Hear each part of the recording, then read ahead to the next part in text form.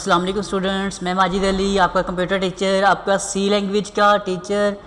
आज हम प्रोग्रामिंग की दुनिया में एक सी लैंग्वेज नाम की चीज़ है जिसको पढ़ते पढ़ते कुछ 2 लेक्चर हम अटेंड कर चुके हैं।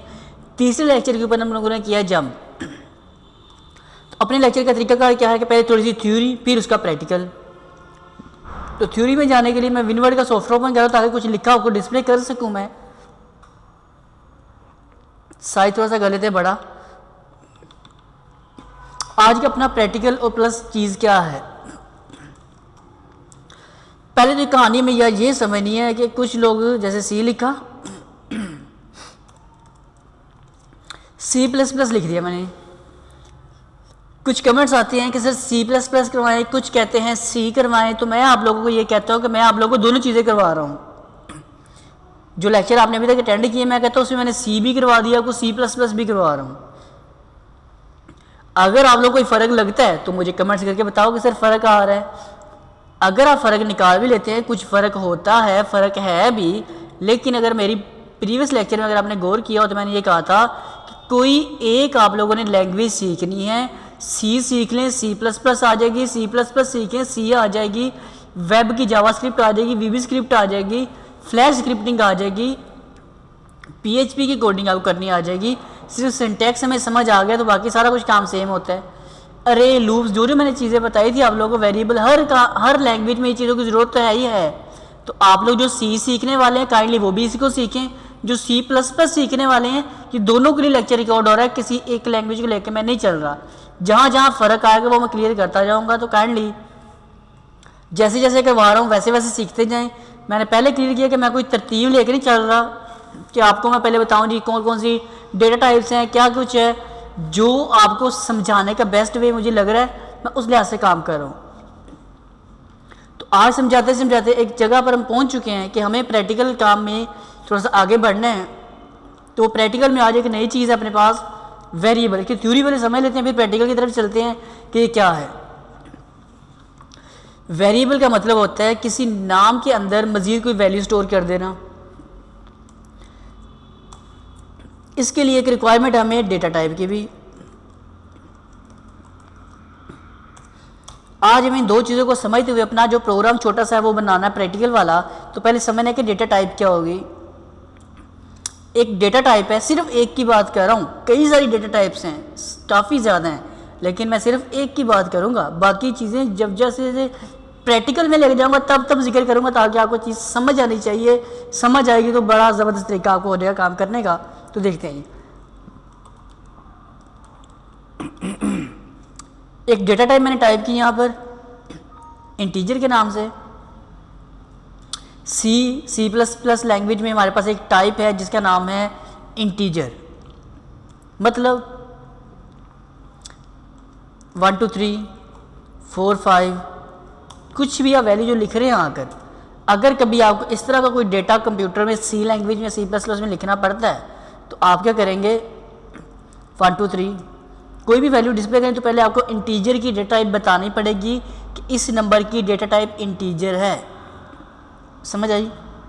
ओके, थोड़ी थोड़ी आई होगी, बाकी करते करते समझ आ जाती है।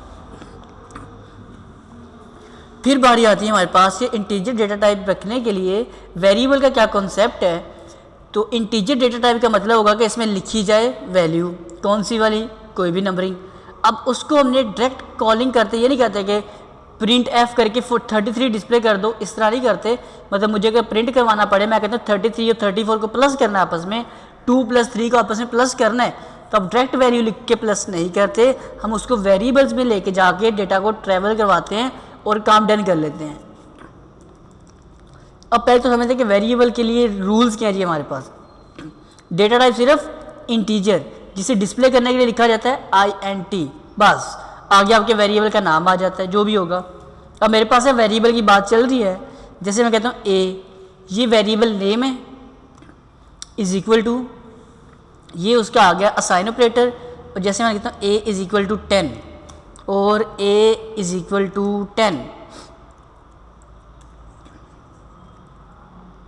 A is equal to 10, A is equal to 20। पहले तो ये चीज़ समझ लेनी कि हमारे पास वेरिएबल का जो नेम होता है वो होता है केस सेंसिटिव। कि इस ए की अलग वैल्यू है, इस वाले ए की अलग वैल्यू है। कैपिटल लिखोगे उसकी अलग वैल्यू डिस्प्ले हो सकती है, स्मॉल लिखने की अलग वैल्यू आ सकती है। वेरिएबल पहले नेम आता है, फिर आता है उसका असाइनमेंट ऑपरेटर की वेरिएबल क्या चीज़ असाइन कर रहा है। इसने जिक्र कर दिया 10 का। अगर कहीं मैं ए का जिक्र करूँगा कैपिटल का तो क्या चीज़ डिस्प्ले होगी, समझो कि मैं 10 की बात कर रहा हूँ। अगर कहीं स्मॉल ए की बात करता हूँ तब समझना कि हमने 20 की बात कर रहे हैं।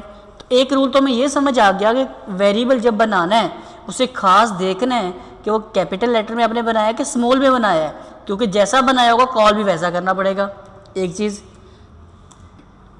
मैं कहता हूँ जी A1 वेरिएबल का नाम लिखा, या मैं कह देता हूँ जी 23।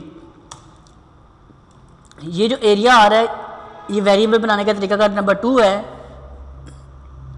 Capital small ABC alphabets plus साथ हमने कोई नंबर ऐड किया तो ये वेरिएबल एक्सेप्टेबल है। A space 1 is equal to 10।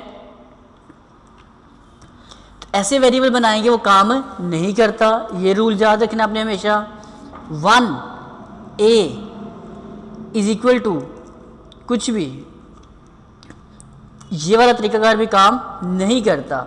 ये वाला आप लोगों ने काम नहीं करना, कटिंग कर रहा हूँ मैं अब, स्पेस दे के काम आप लोगों ने नहीं करना। तो ये तरीकाकार हो गया। एक डेटा टाइप, सिर्फ एक डेटा टाइप का नाम है इंटीजर, जिसका आज हमें सिर्फ पता लगा कि इंटीजर भी कोई चीज़ का नाम है। तो इंटीजर किस चीज़ का नाम है? इंटीजर एक डेटा टाइप है जिसमें नंबरिंग होती है और इसको शॉर्ट में लिखा जाता है INT बस। वेरिएबल का हमें ये समझ आ गया कि वेरिएबल क्या होता है, किसी नाम के अंदर कोई वैल्यू को स्टोर करना, और जब कभी उसकी ज़रूरत पड़े हम उसकी वैल्यू नहीं लिखेंगे, सिर्फ उसका नाम लिखेंगे तो वो उसकी वैल्यू ही समझी जाएगी, उसी के ऊपर हम काम कर रहे होंगे। कैपिटल स्मॉल अलग अलग चीज़ है, केस सेंसिटिव है।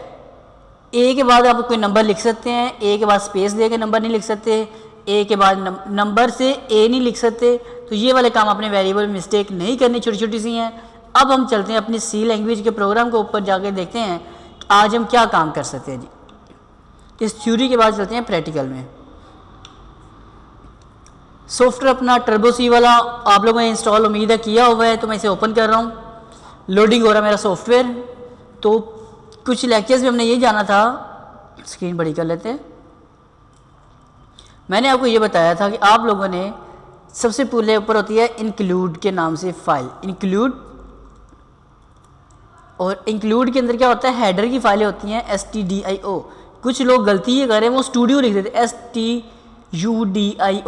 तो जो मुझे मिस्टेक किसी ने बताई थी कि ये भी आ रही है कि आप स्टूडियो लिख देते हैं पूरा ना, यहाँ क्या लिखा आ रहा है STDIO not studio. You later type नहीं करना आपने, एक चीज़। दूसरी ये हेडर फाइल दूसरी भी कॉल करनी है, ये रिक्वायर्ड है, ये लाइब्रेरी से क्योंकि फंक्शन को चलाती है इसलिए ये ज़रूरी होती है। conio.io.h। जब आप हेडर फाइलों को कॉल करवा लेते हैं उसके बाद हमें क्या चीज़ की रिक्वायरमेंट पड़ जाती है, हमें एक फंक्शन चलाना होता है void main वाला।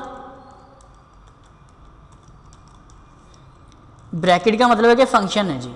और इस फंक्शन के अंदर आपने जो भी करना है इस ब्रैकेट के अंदर आपने लिखना है, ये चीज़ अपनी रख लें ज़हन में। जैसे कि INT मैंने कहा था कि इंटीजर टाइप होती है, डेटा टाइप बोला ना इंटीजर है, उसको शॉर्ट लिखा जाता है INT, वाइट कलर में हो गया।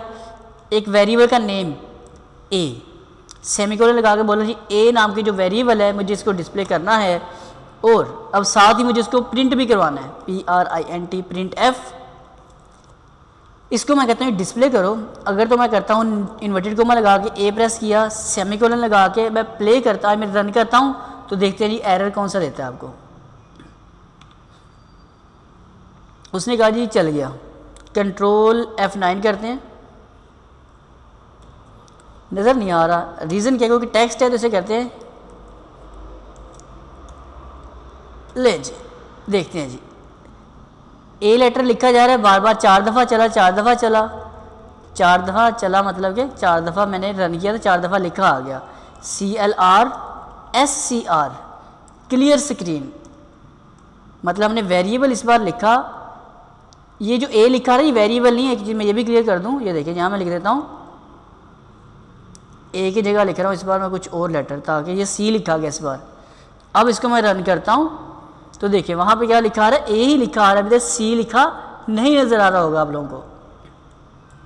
मतलब मैं टेक्स्ट चेंज कर देता हूँ, मैंने टेक्स्ट लिखा इस बार ये वाला टेक्नोलॉजीज़ वर्ल्ड, तो मुझे वहाँ टेक्नोलॉजीज़ वर्ल्ड लिखा आ रहा है क्योंकि प्रीवियस लेक्चर में ये जाना था कि जब आप इस इन्वर्टेड कॉमा में कोई चीज़ लिखते हैं वो हमारे पास बन जाता है टेक्स्ट होता है, स्ट्रिंग हो जाता है, तो वो मैं इस तरह लिखा नज़र आएगा। बात यहाँ आती है कि फिर वेरिएबल ने क्या अभी तक काम किया हमारे लिए।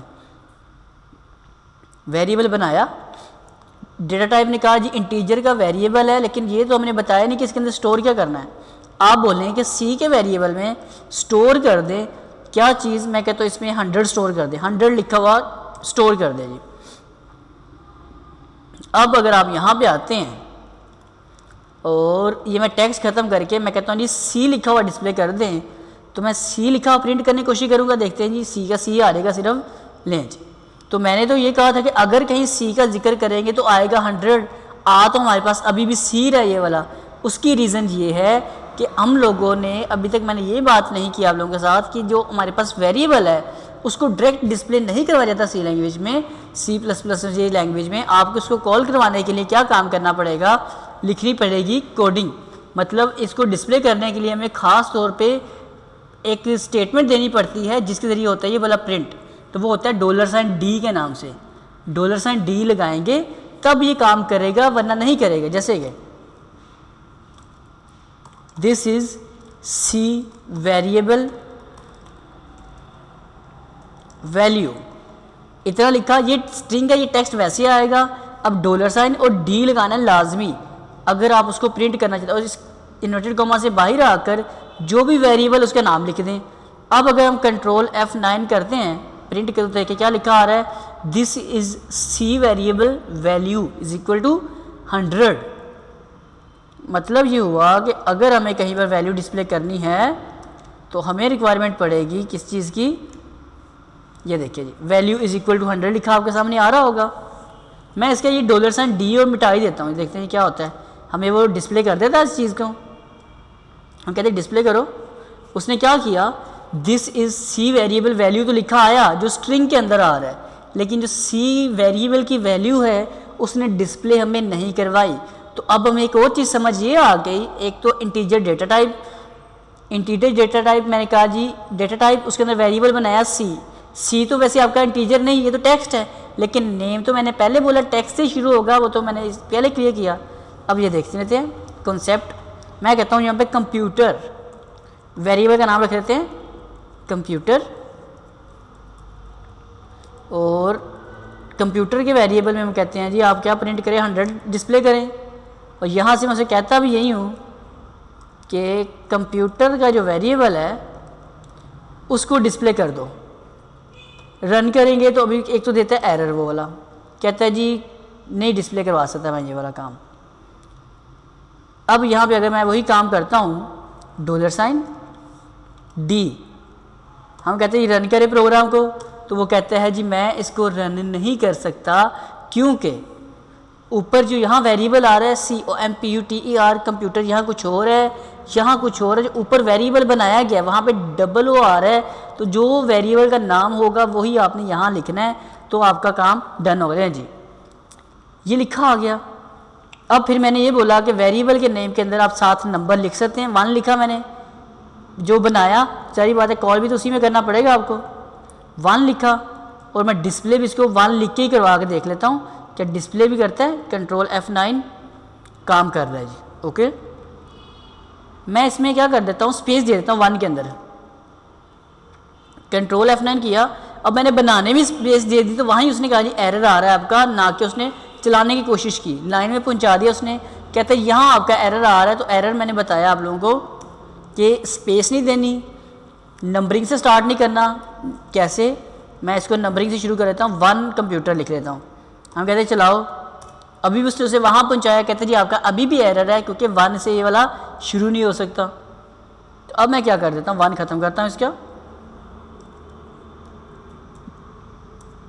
अब इसका कंप्यूटर नाम का वेरिएबल एक्सेप्टेबल है, मैं जहाँ जहाँ लिखा आ रहा है वहाँ मैं जाकर कंप्यूटर कर देता हूँ। अच्छा, और 100 हमारे पास लिखा भी आना शुरू हो गया। अब ये क्यों लिखा आ रहा है? अगर आप डॉलर साइन और डी लगाएंगे तो ये इस चीज़ की निशानदेही करता है कि हम एक इंटीजर वैल्यू कॉल करने वाले हैं। डॉलर साइन डी लगा होगा, मैं ख़त्म करके दिखा रहा हूँ आप लोगों को फिर से। ये देखिए, जो वैल्यू हमने वेरिएबल से कॉल करवाई थी वो नहीं आ रही, डायरेक्ट हमारे पास वैल्यू डिस्प्ले हो रही, आंसर डिस्प्ले हो रहा है आकर। जो लिखा था सिर्फ जो स्ट्रिंग में आ रहा है वो डिस्प्ले कर रहा है, वेरिएबल की वैल्यू नहीं बना के दे रहा आपको। अब मैं काम ये करने लगा हूँ, मैं कहता हूँ कंप्यूटर सब्जेक्ट है, computer INT integer math, 2 subjects बना दे, मैथमेटिक्स है, मैथ शॉर्ट लिख लिया मैंने। मैं कहता हूँ मैथ का वेरिएबल की वैल्यू कर दो आप जाके 50 सेमीकोलन, कंप्यूटर की कर दो कितनी 100। एक और एंटर कर लेता हूँ INT इंटीजर, और मैं इनका कर लेता हूँ जी टोटल दोनों का OB, मतलब ऑब्टेन का मैंने ऑब्टेन मार्क्स का बनाया वेरिएबल OB शॉर्ट में, कि इनके मुझे ऑब्टेन मार्क्स निकालने, इनका सम निकालना है। तो मैं कहता हूँ OB इज इक्वल टू इसकी वैल्यू मैथ प्लस कंप्यूटर, दोनों को जी जमा करके डिस्प्ले कर दो यहाँ पर। तो यहाँ आपने क्या कर देना, आप टाइप क्या करेंगे आप लोग, जो आपके वेरिएबल कह रहे हैं जैसे सम हो क्या रहा है OB और पीछे डॉलर साइन, और सॉरी डॉलर साइन कह रहे हो परसेंटेज साइन, पहले तो नहीं मैंने डॉलर साइन बोला, अगर पहले मैंने डॉलर साइन बोला तो उसके लिए माजर चाहूँगा परसेंट का साइन, और उसके बाद आ जाएगा हमारे पास D। प्रोग्राम रन करके देखते हैं कि आंसर क्या आता है। तो 50 और 100 कितना होता है 150, तो उसने आपको आंसर देखे कितना क्लियरली दिखा दिया। तो आज का प्रोग्राम में ये समझ आ गया कि प्लस कैसे किया जाता है। अब वेरिएबल बनाने का तरीका और भी देख लेते हैं। मैं इसको मिटा रहा हूँ। एक बनाया कंप्यूटर का, स्पेस दे देनी आपने, यहाँ पे कोमा लगाते जाएं, सेपरेट करते जाएं। एक ही डेटा टाइप, आपको जो पता है कि तीनों वेरिएबल एक ही डेटा टाइप के थे तो मैं बार बार बनाने के चक्कर में क्यों पढ़ना। आप बोले कंप्यूटर की डेटा टाइप एक हो गई, दूसरा मैथ है वेरिएबल, तीसरा OB वेरिएबल है। एक ही झटके में एक ही लाइन में हमने सारा कुछ बना दिया, ना कि अलग अलग में जाकर काम करना पड़े। रन करके आपको डिस्प्ले किया तो देखिए आपको आंसर अपडेट हो रहा होगा। यहाँ पे अगर मैं कुछ और वैल्यू लिख देता हूँ 200, ऊपर 50 लिखा आ रहा है तो इसको मैं 850 कर देता हूँ। अब इसको रन करते हैं तो आपको आपका आंसर 1050 नज़र आ रहा होगा।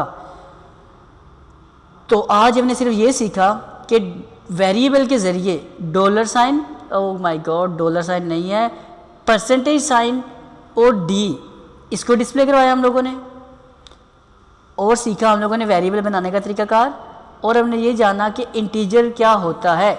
सिर्फ इतना, डेटा टाइप कितनी है और भी होती होंगी, हैं भी, मैंने नहीं बताई अभी, ना हमें जानने की ज़रूरत है।